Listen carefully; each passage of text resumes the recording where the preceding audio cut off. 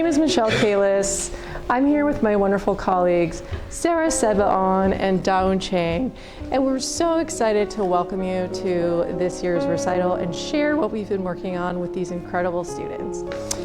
So piano teaching at its core is about shaping talent from the ground up, and each student comes to us with this very unique personality and spark and ability, and our job is to, number one, provide the exact information necessary to be successful at the instrument, but number two is to really nurture that spark and guide it towards growth, confidence, and mastery. Shaping talent involves challenge, and so we don't wait for growth to happen. We actively pursue it. In each piano lesson, there is appropriate challenge embedded in the structure, and it's common for students to feel temporarily confused or frustrated, and maybe they have told you about this before.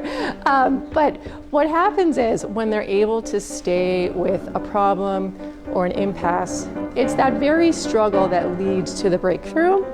And as you go through that process time and time again, what can happen is students will actually seek out the challenge because they understand, and that's where the answer lives.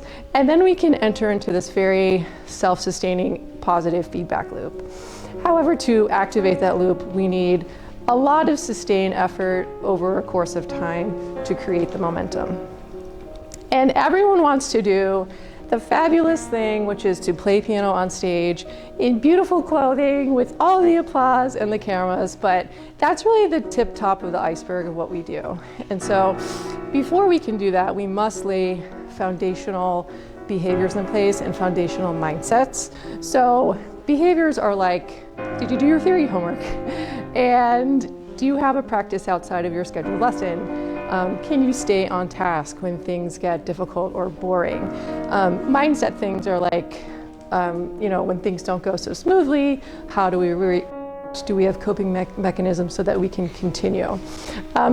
Piano teachers believe things like persistence, focus, and motivation are not necessarily inherent traits, but they're really teachable, and it's part of our process. Lastly, music is a performance-based skill, which means it's not enough for us to know how to do something. We must be able to demonstrate our skill at the best of our ability at a predetermined time on the very first try. And so I asked the students, how many tries does a pilot get to get the plane off the ground? And they're like, 1 try.